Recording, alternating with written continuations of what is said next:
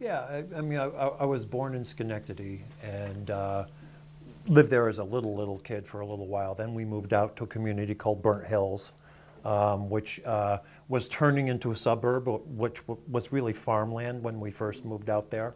So a lot of my time was taken up in frog safaris, trying to catch frogs.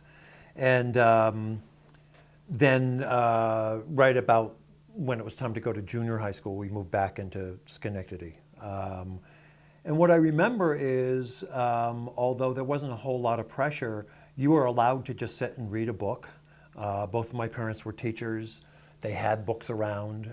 Neither of them taught literature or English or anything, but I remember once either my father or mother just asked a colleague, so where's some good books? And they brought in like a AMP shopping box full of old paperbacks, and it was very mixed. So I was reading children's books, and was reading adult books at the same time. So I might be reading, stories about horses and dogs and the Cane Mutiny. And I might not be understanding what was going on all the time in the Cane Mutiny, but I would read the book and like it as far as I could go. I remember liking some of the old, really, and these must have been really old copies, because when I see who the illustrators are now that I know who illustrators are they must have been from the early 1900s. Things like Robert Louis Stevenson, reading Treasure Island with really nice pictures in them. I like books that had pictures in them. And I do remember fairly early on the first time I noticed technique in a book, which was The Black Stallion by James Farley.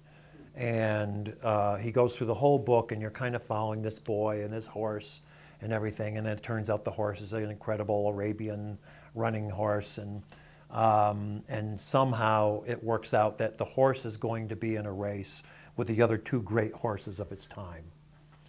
And all of a sudden, you get to the last chapter, and he switches point of view away from the people you've been following to this old guy who's the handicapper. And I didn't even know what a handicapper was, but it kind of plays out in the chapter what it is. And it just starts with this old handicapper who's always wanted to handicap the perfect race where the horses all finish it exactly the same, nose to nose to nose to nose.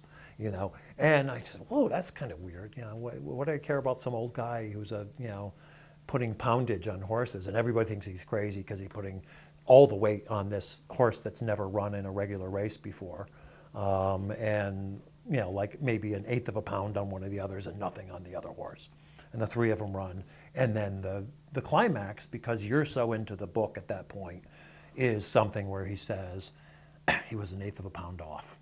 If he could have been allowed to put another eighth of a pound on the Black Stallion, he would have had a triple heat. Instead, it won by a nose, But you're so into the story that just works.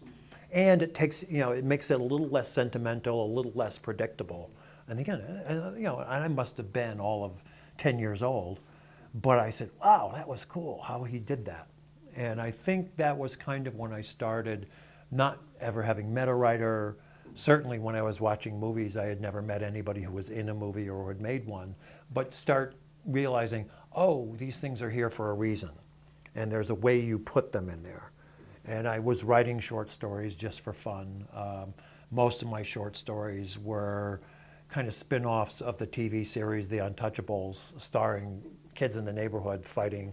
How the Capone mob got to Burnt Hills, New York, I don't know, but we were giving them a hard time.